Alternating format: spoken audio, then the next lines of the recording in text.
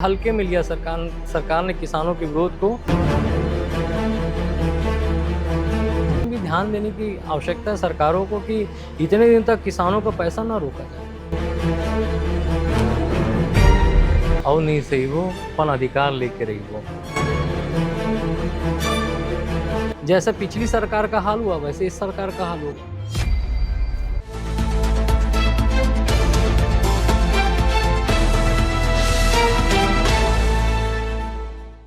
नमस्कार, निशानेबाज में आप सभी का स्वागत है। मैं हूं आपके साथ सिमरन मिश्रा। आज हम बात करेंगे किसान संघ के बारे में। आपको याद होगा कि कुछ दिन पूर्व ही 5 से 6 हज़ार किसानों ने राजधानी रायपुर के बूढ़ा तालाब के पास विरोध प्रदर्शन किया था और कोशिश की थी सीएम निवास का घेराव करने की, लेकिन पुलिस द्वारा काफ़ी संख्या में उपस्थिति और बैरिकेड्स ने उनके इस प्रदर्शन पर पानी फेर दिया। इसी मामले में हमारे साथ जुड़े हुए हैं किसान संघ के महामंत्री नवीन शेष जी। हम उनसे बात करेंगे कि आखिर वो कौन सी 9 मांगे हैं जो इन्होंने सरकार द्वारा की है और सरकार से इन्हें क्या आश्वासन मिला है। नवीन जी, आपका बहुत बहुत स्वागत है हमारे कार्यक्रम में। आप लोगों ने 5 से 6 हज़ार की संख्या में उपस्थित होकर सीएम निवास का घेराव करने की कोशिश की थी। आप लोगों ने ऐसा क्यों किया था और 9 मांगे जो आप लोग सरकार से कर रहे हैं वो क्या है?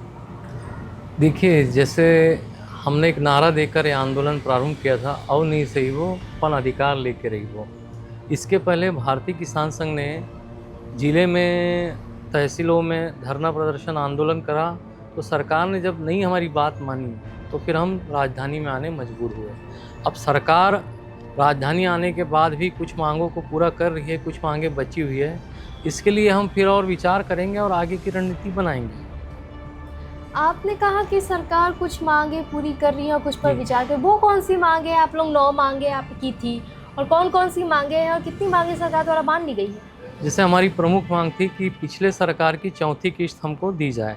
सरकार से सरकार बदली, अरुण साहू जी का भी इसमें बयान आया हुआ है। जब डिप्टी सीएम बने तो उसी समय उनका बयान था कि भाई सरकार बदलने से किसानों का अधिकार समाप्त नहीं हो जाता, और हम भी अपने अधिकार की बात कर रहे हैं कि वो हमारे अधिकार का पैसा है किसानों का। पिछली सरकार ने दिया था, वो चली गई 4थी किस्त देने के पहले। तो ये सरकार आई तो किसानों को सरकारों से क्या लेना देना है?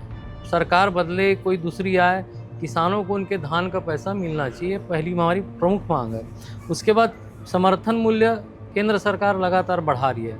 पिछली सरकार में भी वैसे ही किया था, हमारे साथ रवैया अपनाया था कि 4 साल बाद समर्थन मूल्य बढ़ा कर दिया था। 4 साल तक 2500 में समाहित करते रहे। ये सरकार भी सेम वैसे ही बिल्कुल रवैया अपना रही है। 3100 में सारी चीज़ें समाहित कर रही है। 2 साल का जो हमारा समर्थन मूल्य बढ़ा है, दोनों साल मिलाकर 186 रुपये, वो 3100 में समाहित कर लिया गया है। तो क्या किसानों के लिए महंगाई नहीं बढ़ती है? आप कर्मचारियों को दिवाली के पहले तोहफा दे रहे हैं, उनको तनख्वाह दे रहे हैं, तो क्या दिवाली के पहले किसानों को 4थी किस्त नहीं मिलनी चाहिए थी?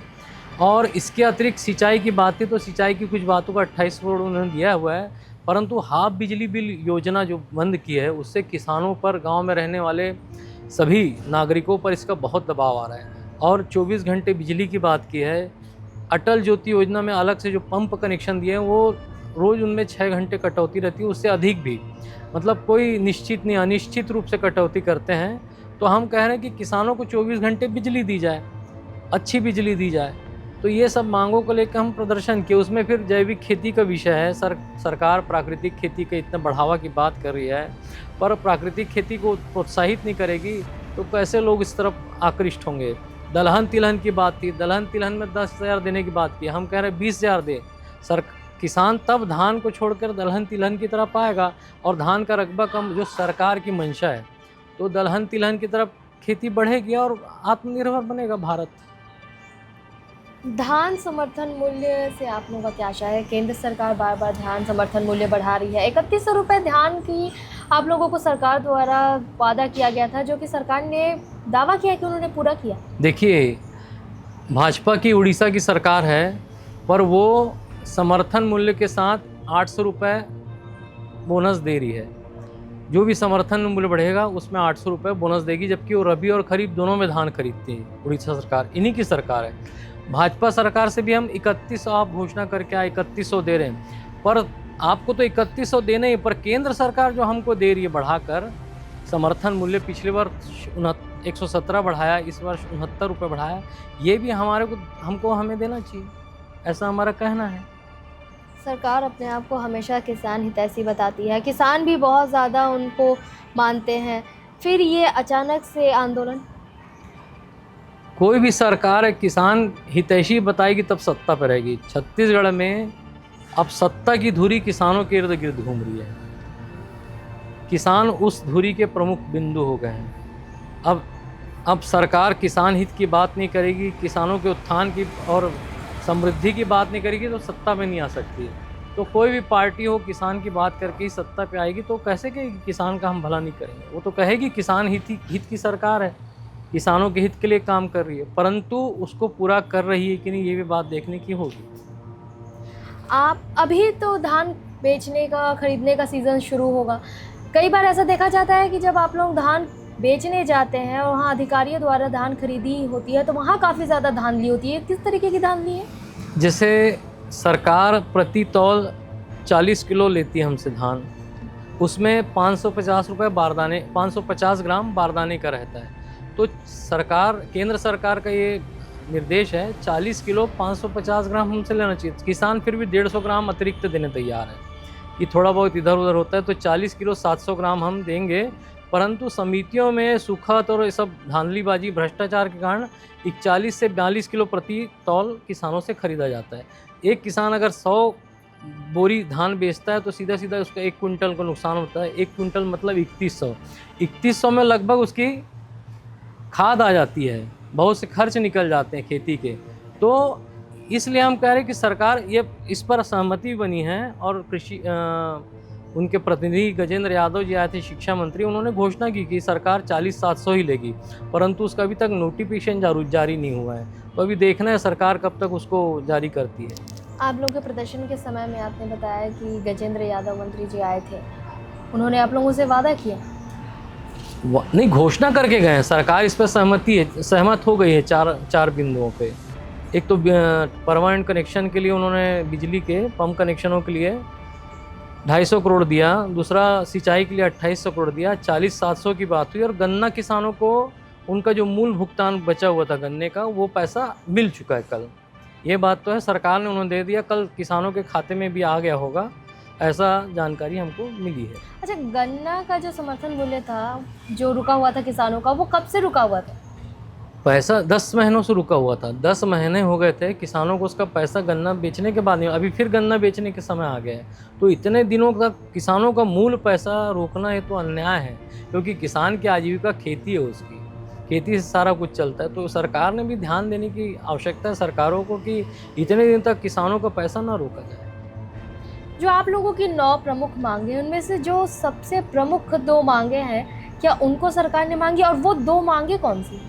एक तो हाफ बिजली वाला जो विषय चल रहा है, तो पूरे प्रदेश की जनता इससे त्रस्त है। स्मार्ट मीटर में अधिक बिल आ रहा है और हाफ बिजली समाप्त होने के बाद से 500 का बिल किसानों का 1000, 2000, 1500 और शहरों में तो और ज़्यादा आ रहा है। तो सभी वर्ग प्रभावित है इससे। और दूसरा चौथी किश्त की बात हम कह रहे हैं, हमारा पैसा है 2 साल से रुका हुआ है, सरकार ने दिया नहीं है, वो किसानों को देना चाहिए। हम चाह रहे हैं कि दिवाली के पहले दे दिया जाए। 1700 करोड़ मात्र देना है, उसमें सरकार को बहुत रकम भी नहीं देनी है, तो ये आसानी से दी जा सकती है। दिवाली तो आप मान लिया आ गया, तो सरकार ने सोचना चाहिए इस विषय पे, ये सरकार का विषय है। अभी सरकार से आप पूछिए कि क्यों नहीं दे रही है। आपके डिप्टी सीएम ने घोषणा की है कि किसानों का अधिकार का पैसा है, तो क्यों सरकार नहीं दे रही है घोषणा के बाद? या सरकार चुनाव के पहले लाभ लेने के लिए देगी और 4 साल बाद सरकार हमारे को जैसे कांग्रेस सरकार ने किया वैसे हमें समर्थन मूल्य जोड़ कर देगी, क्योंकि चुनाव आने वाला रहेगा। तो सरकार चुनाव के हिसाब से काम करेगी, किसान हित की बात करेगी 1 साल पूर्व। तो सरकारों की मंशा है कि किसानों को लॉलीपॉप दिया जाए चुनाव के पूर्व और सत्ता में आया जाए। अच्छा, जब आप लोगों ने ये प्रदर्शन शुरू किया था तो उसके पहले आप लोगों ने ज्ञापन सौंपा होगा, क्या उस समय किसी ने आपसे बात करने की कोशिश नहीं की? जी, मैंने आपको पहले ही बताया कि हमने जिला और तहसीलों में ज्ञापन किया। 150 तहसीलों में एक दिन में हमने ज्ञापन किया। 29 जिला कलेक्टर को मुख्यमंत्री के नाम से ज्ञापन दिया, परंतु सरकार ने हम पर ध्यान नहीं दिया। उनको लगे हल्के में लिया सरकार ने किसानों के विरोध को, इसलिए राजधानी में आंदोलन करना पड़ा। सरकार अगर ये पहले करती तो इतना जाम नहीं लगता, इतनी संख्या में किसान राजधानी नहीं आते, अपनी बात नहीं करते। कहीं ना कहीं सरकार की छवि इससे किसान विरोधी बनते जा रही है, सरकार को भी विचार करना चाहिए। प्रदेश के सभी 33 जिलों से किसान आए थे। 33 जिलों में आपका क्या मैसेज जा रहा है सरकार का, ये विचार करना चाहिए सरकार को। तो अब आप लोगों का आंदोलन हो गया, सरकार ने आप लोगों की 4 मांगे भी मानी, और जो 6 और मुख्य बिंदु हैं आपके, 5 और 6 बिंदु, अगर उन पर सरकार सहमति नहीं बैठाती है तो फिर आगे क्या करेंगे आप लोग? आगे हमारा सामूहिकता से संगठन चलता है, सभी जिले प्रदेश सभी से बात करके, सभी कार्यकर्ताओं से बात करके इसका निर्णय लिया जाएगा कि भविष्य में किस प्रकार का आंदोलन किया जाए, उसकी रणनीति बनाई जाए। आप लोग के संगठन में 1 लाख से भी ज़्यादा सदस्य हैं, उनकी बात सरकार तक पहुंचाना और सरकार को उनके बातों के लिए मनाना, और सरकार जिन मांगों पर सहमत हो रही है उन मांगों से उन सदस्यों को संतुष्ट करना कितनी बड़ी चुनौती रहती होगी आपके लिए?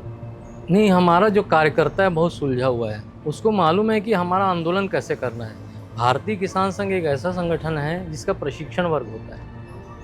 हमारे 3 प्रमुख बिंदुओं में हमारा कार्य होता है, संगठन, आंदोलन और रचनात्मक। आपने किसी संगठन को नहीं सुना होगा कि जो जल संरक्षण, गौ संरक्षण और वृक्षारोपण, पर्यावरण, इस पर काम कर रहे हैं। हम उस पर भी काम करते हैं। इस वर्ष हमने 25,000 पौधे पूरे प्रदेश भर में रोपे हमारे कार्यकर्ताओं ने। तो एक ऐसा संगठन है, और हम आंदोलन अहिंसात्मक करते हैं। सरकारी संपत्ति को तोड़ फोड़ नहीं करना, क्योंकि हमारे पैसे की है। तो हम सरकार का विरोध पूरा करेंगे। हमारा नारा भी है, देश का हम भंडार भरेंगे और कीमत पूरी लेंगे। इस नारे के साथ हमारी स्थापना हुई। मतलब हम कितने जिम्मेदारी से काम कर रहे हैं। देश का हम भंडार भी भरेंगे, लोगों को खिलाएंगे भी, और अपनी कीमत की बात भी करेंगे। हमको पूरा मूल्य मिलना चाहिए।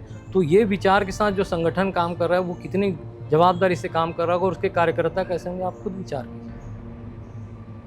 अच्छा, कई बार ऐसा भी देखा जाता है कि सरकार द्वारा जो यूरिया आप लोगों को उपलब्ध करवाई जा रही है उसका भी ब्लैक में। हाँ, इस बिंदु पर भी उन्होंने टिप्पणी की है, घोषणा की है कि खाद की कालाबाजारी तो पूरी तरह खत्म की जाएगी और समितियों में भंडारण सुनिश्चित किया जाएगा। यह बात भी मंत्री जी ने हमारे मंच पर आकर कही है। तो ये भी एक विषय था, सरकार के पास सामने बार बार आ रहा था। हमने भी रखा था कि इस बार व्यापारियों को ऐसा लगता है कि खुली छूट दी गई थी किसानों को लूटने की। यूरिया जो 266 रुपये 50 पैसे का मिलता है वो 500, 700, 800, 1000, 1200 तक बिका। तो कहीं ना कहीं किसान हितैषी सरकार है, तो इन सब बिंदुओं पर सरकार को ध्यान देने की आवश्यकता है, और शायद भविष्य में सरकार देगी भी, ऐसा लगता है उनके कथन से। क्या उन लोगों ने एग्जैक्टली क्या कहा था जिससे आप लोगों को लग रहा है कि उनके कथन से लग रहा है कि सरकार इस पर काम करेगी? नहीं, किसानों के कारण ही सत्ता में सरकारें आती है। तो किसान ही कुल मिलाकर सारा कुछ है प्रदेश में। मतदाता है, 80% किसान है। तो सरकार कहीं ना कहीं दबाव में आकर किसानों की बात मानेगी, ऐसा मैं अपेक्षा करता हूँ। और नहीं मानेगी तो फिर जैसे पिछली सरकार का हाल हुआ वैसे इस सरकार का हाल होगा। बहुत बहुत धन्यवाद हमारे साथ जुड़ने के लिए और इन धन्यवाद। जानकारियों के लिए।